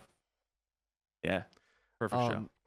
Well, speaking of Breaking Bad, we can talk about it more when the season's over, but apparently Jonathan Banks is going to be in Invincible season 3. Which one's that? That's fucking Walter. Okay. The old guy. Yeah. Okay. He's going to be one of, I think, the Viltrumites. Who, that's cool. beats I can the shit out of Mark. Yeah, everyone seems to beat the shit out of Mark. Yeah, I was just thinking. So I watched episode 4. Do you watch episode 4? I watched 5. Or 5. Yeah, I just watched episode 5. Watched it last night. Or did I watch it today? I don't even remember. I think I watched it today, actually. Damn. I think that for the strongest hero on Earth, Mark gets the shit kicked out of him way too often. Yeah. It's the same thing as like when Superman gets the shit kicked out of him. Like, no, he shouldn't. Well, no, but like at least with Superman, like most of the time that he gets the shit beat out of him, it's like, oh, it's kryptonite. Like there's a reason. Yeah. Mark is just like, he's not tough enough. Yeah. At the beginning of the season, they're training him to the point where he's like at like supposedly like basically on the same level as any of the other Viltrumites that they've known so far. And then just like a dragon beats the shit out of him. Yeah, some spiritual dragon, and it's like maybe. So I think the problem that Mark has is, I mean, Invincible's not even on this list, but on our agenda. But of course, fuck the agenda. I think his problem is that he just holds back so much. Like, yeah, if he wanted to just chop this dragon's head off, just chop it off, and then you find out that killing the dragon form wouldn't even really do shit. And then Mark still loses to it because he's so. I assume he's holding back. But I mean, he was holding back against the dragon. I think he was just like he was fucked up because of the bite. Yeah, but I mean, before the bite, he's definitely holding back. But I think he was holding back then. But then, yeah. But then he's injured, and then literally like that night he's cured because that's how fast Viltrumites heal. Yeah. But yeah, we'll talk more about that season. Or I mean, we can talk about it now, but we'll talk about it in depth like from beginning to end when it's over. Yeah. When it's over, yeah. I think Invincible has the problem of they're doing too much, though. I'll just say that right now. There's too many different storylines. Like in this past episode, we didn't even see Cecil. Yeah. Like you just have essentially a character that's been very, very integral to the plot so far this season, and you don't see him at all. I'm scared because I don't know much. I know one like spoiler about the comics, but like that's it, and it's not what I'm about to say. And thanks for preempting it with that then. Well, yeah, because I want you to know that like I'm not spoiling the show for you. Oh, okay. Yeah. Okay. But like the episode 7 is titled "What Have I Done?" and I'm scared some shit's gonna go down. I'm real scared Mark is like gonna like fucking like impale Cecil. That's my. Well, do you see like the title card for it? The picture is an injured Cecil. Is an injured Cecil, yeah. But like you can be injured without dying. I mean, that could also be like a flashback. Yeah. To something that happened. So that's why like I saw that and I didn't look too much into it because it could be anything. Mm-hmm. But yeah. Yeah, I know that. I know that Mark, they wrap it up. Well, I don't know how much is left from like comic wise, but I know that Mark's blue suit days are his dark days. So. And that's what he's in now. Yeah. That's why we mention it. Yeah. Wearing blue suit. In case you didn't watch the show. And if you didn't watch the show, what are you doing? Because it is. Yeah, no. The show's good. I mean, and so far the season has been good. Yeah. I just think there's a lot of stuff going on. But I do like how we go back. Tie it all up together? I do like how we go back and visit because like most people probably weren't thinking of like this Titan guy since season 1. So I do like that we like go back and see some stuff. Yeah, because it makes the world feel more alive. Like it's not just like it's not centered around Mark and everything happens around him. It's like he'll get pulled into some random shit from some villain we saw 20 episodes ago. Yeah. I would have liked to expand more on like this episode. I don't know why it just felt weaker than most of the rest, I guess, because again, it's this Titan bullshit, which Mark seems to like kind of like be a sucker kind of. They seem to be outsmarting Mark at every turn. That's it. He's like, it's not even that he's holding back fully. Like I think he is to an extent. He's just stupid. Yeah, he's just stupid. I think, and he's young. Yeah, he's young. I mean, like I was thinking about this too. Like he's holding back too much. But if he was to complain about that to someone, like let's say Eve, right? Because now she's his go-to guy, or she's his go-to girl, obviously. And he would be maybe comparing it to his dad, who never really lost a fight because he knew exactly how much strength to use. I mean, Nolan's been around conquering worlds for like hundreds, maybe thousands of years, so he's had that much experience under his belt. Mark is, I think, 19 years old at this point, and he's had his powers for all of 1 year, or like maybe like a year and a half or 2 years or something. Yeah. So I get the inexperience thing. I feel like if they did want to go that route, they really should be bringing it up more, and they should have Mark like essentially saying like, "Oh, I think I held back too much." Like he could have probably taken I probably could have ended that fight a lot faster, or something like that, and have these conversations and have him trying to work out how full tilt can he really go. Yeah. So, but overall, it's a good show. That's another convince me to the audience, not to one or the other, but you should watch it. It's good. Yeah. We are at an hour 30.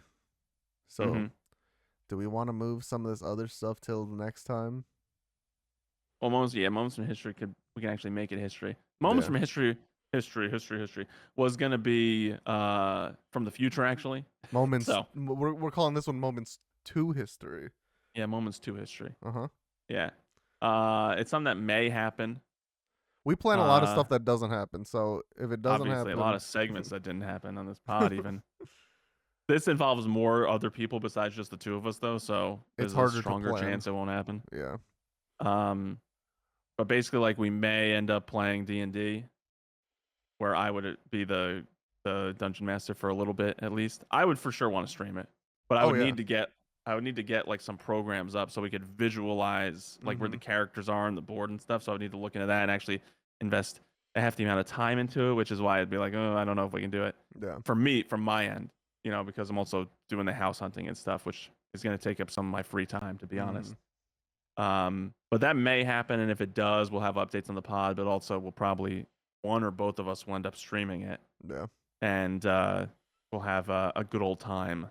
Because I just love D&D, and I've never been able to really get like a solid group going. There is a group that I have who, if I said, "Hey, let's play," probably would be able to. But a lot like there's a lot of them have like really hard to manage schedules and stuff, so it's the same issue. Yeah. But yeah, we may have more news on that in the future. I wouldn't say next pod, but maybe by Couple like pods. the end of the year. Yeah. I'm not gonna be too optimistic about this one. You know, maybe like in the summer when some of the people who might be like in school still have some more free time or something. Yeah. But no, I want to say the Daima shit. Let's say Well, the fucking Daima shit. all right. I mean, What? I haven't watched it, so he's gonna run this one. Well, not even just run it. I mean, we're gonna talk about some of the stuff, obviously. Banter, high energy. Come on, man. I do feel like in some moments of this episode we've fallen back into the old one, in the old format, because we were just like talking. Mm-hmm. But I think that we're evolving, guys. Don't worry. Yeah, it's not gonna. We're bantering still. Yeah. I was thrown off by where was I? Where was I thrown off by? I think something about the end of Captain America. Or oh no, the end of Fantastic Four. You were just boggling my mind, and he basically made me shut down and overheat. Oh. I forget what it was. Yeah. It was about the trailers. It was about how much the teaser trailer shows versus how much a real trailer shows. It's a fact. Yeah, whatever. And the audience would agree with me. Yeah, okay, but the streets wouldn't. So I don't give a fuck about the streets anymore. Oh, the streets betrayed me one too many times. Yeah. Okay. All right. And now it's just me and the commenters. Yeah, the streets are gonna have some thoughts about that one for sure. But anyway, I will end it with this like Daima shit. So Daima is Dragon Ball Daima. It's the new series, well animated, definitely the best animated Dragon Ball series ever. But they've gone from it being like a cool additional entry into the series to it being like this fever dream, where everyone just has all these hidden power ups that like you don't ever see in Super, which obviously comes after it and is canon. But now they're in like this demon realm. But basically, like, long story short, there may be some spoilers. We get the long-awaited Vegeta Super Saiyan 3. His hair is like more spiky and back. Almost think like Beast Gohan. A little bit longer and obviously still blonde. Mm-hmm. So it's not as, personally, I don't think as cool looking as Goku's. Whatever. It has a good amount of humor. Like in this most recent episode, Bulma has to get Vegeta to stop fighting. Oh my god, this doesn't even look like Super Saiyan 3. Yeah, it doesn't. But I mean, like, you only have one example to compare it to, right? You have two. So maybe Gotenks. Oh, and Gotenks, yeah, who also got the long hair thing. But he has Goten genes. Trunks is more human because of his the blue hair that's not spiked up. Yeah. Goten has the spiky hair. This looks like, I wouldn't even call, like, this is, they call it Super Saiyan 3 in the show? Yeah, he goes to Super Saiyan 3, yeah. Goku even says, oh, he doesn't have a lot of time left on Super Saiyan 3 here. That's crazy. But, Vegeta has to stop fighting, or like, he refuses to stop fighting this enemy, and he's like, I'd rather die. And then Bulma just shouts out, if you don't stop fighting, I'll never take a bath with you again. And Vegeta has like this moment where like he's about to get hit, and he like turns around like all shocked, and he flies back faster than he's ever flown. He stands there next to Goku. He's like, you can tag in. And then Goku's like, what? Because Goku apparently found out never even kisses Chi-Chi, but somehow has two children. Mm-hmm. But it's become a fever dream because like, I'm going to spoil a little bit here. So if you don't want spoilers for time, you can just end the episode right now, probably. Like, you can just close away from it. But don't forget to like and comment. Yeah. But, so there's this old Namekian who's like one of the original Namekians, because the Namekians are from the Demon Realm. There's only one Namekian in the whole universe that we could know for a fact is stronger than this guy, and it's the guy that created the Super Dragon Balls. I literally looked up some like the most powerful characters. This Namekian that no one knows anything about is actually ranked higher than Xeno. Damn. As like the most powerful person ever in the universe. He created the Super Dragon Balls, which can counteract things that Xeno does, right? Mm-hmm. But there's this old Namekian who's from the Demon Realm. He stayed in the Demon Realm on like the original Namek area, where you find out that like planet Namek, they just took a bunch of plants out of the Demon Realm. It just looks like it's the planet from the Demon Realm. And like he goes to Earth and he reactivates the Stone Dragon Balls. Like he's obviously powerful. This dude somehow created a bunch of like barriers that no one can touch, but he can just end them. And he created these Tamagotchi things, or whatever they are, that protect the Dragon Balls for like different reasons. I won't get into the reasons. And they're really tough to fight. Goku and Vegeta kind of go at it, fighting them. And then there's more Majin Buu like creatures that are created. Like, it's just all over the place. It just gets more and more ridiculous. Super Saiyan 3 from Vegeta was a good addition, because obviously he's achieved that, but we just never got to see it. So I'm glad that we finally got to see it. That's fine. But then as soon as we see that, not as soon as, but soon after we see that, they're fighting and they're in their kid form because that's the original thing. They're wished back to kid form. And this old Namekian goes up to Goku that had just like ran out of stamina and got his ass kicked kind of a little bit and just like does something to him and just turns him into Super Saiyan 4. His tail regrows immediately. Like, but just for Super Saiyan 4, because when he goes out of the transformation, his tail's gone. And he's just the kid version of Super Saiyan 4. I'm like, what the fuck just happened? And of course he gets the power boost. And then you think like, oh, Guru does that. I mean, he like unlocks potential. Who? The big Guru. The old Namekian. Yeah. So this could be like a Namekian thing that like I know, and Piccolo never learned. At the beginning, no, Dende says at the beginning of Daima, he says you need to be like 100, 200 years old to be able to do that move or whatever, like to unlock potential. This guy's like 10,000 years old. I don't know how old he is. I think like he's used the Dragon Balls over time to wish himself younger. Maybe that's the reason for not like, because my whole thing, so I haven't watched it, but I saw spoilers for 4. And my whole thing was, it looks weird because we're probably not going to see this again. So it's like, what's the explanation? Like, is it the demon realm that he can do it here, but he can't do it elsewhere? That sort of thing. Maybe then I didn't know about this Namekian thing. Maybe it's like, it was like he's unlocking the potential, but not permanently or something. Maybe. That would be my guess. But okay. Then eventually again, this is a bigger spoiler. Well, not really a spoiler. Obviously, this is going to be resolved. At this point, we're close to the very end of the season. It's 20 episodes. And that was 19. There's one more episode. Yeah. Okay. So they're adults again, right? So they get their stamina back. Vegeta once again goes Super Saiyan 3, so you get to see adult version of it, not just kid version. His hair's a little bit longer adult version. Goku then tags in and goes Super Saiyan 3, and he's like, oh, but I got one more bonus for you. And then he just transforms into Super Saiyan 4 on his own. He just does it. And then that's the end of the episode. And it looks more like Gogeta because of the hair coloration and stuff. I don't know how they're going to explain the fact that they can't do this again in the future. It almost feels like they were going to be like, you know how you were saying for Yakuza, this feels like it might just be like a whole dream. I feel like Daima might go the same freaking route. They've given you a little bit of extra lore. I would be pissed. I wouldn't be pissed, I guess. I think it would be like it would feel like a waste of my time. Yeah. To watch it. But they introduced some cool lore. The demon realm itself is cool. The fact that you find out more about the Kai, or the version of demon that Supreme Kai is. They grow on trees or whatever. They're brothers and sisters only if they come from the same tree, but like hundreds of years apart and stuff. All that stuff is cool. Find out more about the races in there, like the giants and the super giants that we didn't get to see yet. In the demon realm is cool. All this stuff is cool. I think as soon as they went to Super Saiyan 4, though, it became too much for me. Damn. Too much. It's just like it's become like a fan fiction more so than an actual like That's why I didn't watch entry. There was that one show I didn't officially drop it on Anime Planet, but I basically dropped it. It's called Super Dragon Ball Heroes. It's like what we get in Dokkan when it's like, oh, Super Saiyan 4 Gohan. Every episode there's just like something new, and I stopped watching it. Yeah. There's like 56 episodes, each like 9 minutes. I got 20 episodes in.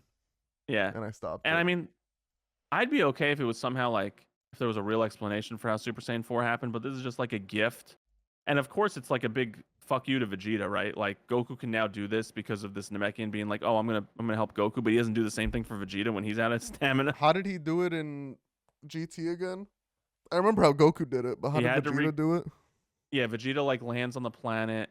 Like it was it for Sin Shenron or something? That was when he first got it at the very end. Or Omega Bulma Shenron, figures out a way. Bulma figures out a way to like forcibly, like almost do like a super infusion of moon energy. Like she bounces stuff off of radars. I think it was equivalent to how like baby Vegeta managed to go into Uzaru form. Oh. Because they were all like babyfied, like the hive mind. And she like used that technology to help Vegeta attain the same level as Goku or whatever. And then they can fuse and Super Saiyan 4 Gogeta is born and stuff. Damn. I mean, this is like literally the Namekian just kind of puts his hand over him and bam, all of a sudden Goku unlocks this new form as a baby. And then he can use it as an adult, but literally he just transformed. Now the next episode is going to be him actually in that form at adult level. Yeah. And we'll see. Like, I don't know, it just feels unearned, I guess I should say. I'm totally fine with the fact that Gohan. I saw this like breakdown recently. It was like my father trained for 10 years. I got angry for 10 seconds. I surpassed him. Mm-hmm. My father trained for another 10 years. I sat in front of this old man who like put his unlocked my hidden potential for 5 minutes. I surpassed my father with ultimate form. Mm-hmm. And then now we have Beast, and it's like my father trains for however many years, and he achieved Super Saiyan Blue, and then I got a little bit angry again and achieved Beast form, and I surpassed him. I'm fine with that because that's all like anger based, and it's how he's unlocked his power over time. He gets new forms because he's half human, compared to the full blooded Saiyan. That's all fine. This one just literally feels so unearned. Damn. I'm just waving my hand. For anyone that's just listening, I'm just waving my hand like get the hell out of here. Yeah. Like it's kind of gone. I would say it's gone off the rails too much for me. Well, luckily it's ending in one episode. Yeah, luckily. Yeah. I wonder. I think they call it season 1 though. I think they're planning another season of Daima. I don't think so. I didn't hear that anywhere. All right. This is Toriyama's last work. There's no way. Yeah, but that's why they would want to like continue it. I don't think so. I didn't hear this at all. Yeah, it says there's no news about it. Yeah. What do you think? Like, was this decision Super Saiyan 4 Toriyama? Do you think? Yeah, I think so. He's always been all over the place when it comes to the power scaling. Well, then I respect. And he's always shit. And he's always shit all over Vegeta for no reason, even though he said Vegeta was his favorite character. Yeah. Well, I respect. But that's crazy. I mean, that's my goat. I feel like it's just for all the people that are like, oh, Super Saiyan 4 is so cool, but GT's not canon. I feel like it's just for that. But it just feels that's why I don't like the way that Dragon Ball jumps around the way that it does, like with timelines and stuff. Like, how do you explain not being able to do this again? Is it not? So they're basically saying like Super Saiyan God is definitely above Super Saiyan 4. Yeah, probably. And I think that there will probably be some sort of explanation in the final episode. There's got to be. Well, tune back in next pod because I'm gonna tell you for sure whether or not there is. Yeah. Because I'm watching it. Comes out at the exact same time as Solo Leveling, so I watch Solo Leveling. I get all hyped up, and then I watch Daima, and it was cool. And now it's like kind of last 2 episodes have pissed me off. Damn. Well, folks, we've been on a journey. It's been a grand old hour and 45 minutes, but all good things must come to an end. So yeah, I mean, I was supposed to come up with a top 3 this week. I didn't because we didn't have time anyway. Yeah, I'm lazy and we didn't have time, so it worked out. Yeah. But yeah, I mean, I think I just showed Steam on my second monitor where this is recording, but oh well. Okay. If you watched Cap 4, let us know what you thought about it. If let's see what if you've seen Severance, or if we convinced you to watch Severance or Ted Lasso, yeah, come back to this episode, or Invincible. Come back to this episode after you started it and let us know if you watched it, or even the latest episode that's future out. Episode. Just let us know if we ever convinced you. But yeah, that's gonna do it. We'll keep you all updated with the D&D stuff, if anything grows from there. But yeah, I am driven to make that happen. All right. Just FYI, audience, I want D&D to be a big part of my life. I want to be a voice actor just so I can get on Critical Role. So I'll end you with that news. There you go. And if it does happen one day, you will have heard it here first, actually. Oh yeah. Shit, we shouldn't have mentioned that news. Damn. But yeah. You didn't hear it here first. You didn't hear it here last. You heard it here. Eventually.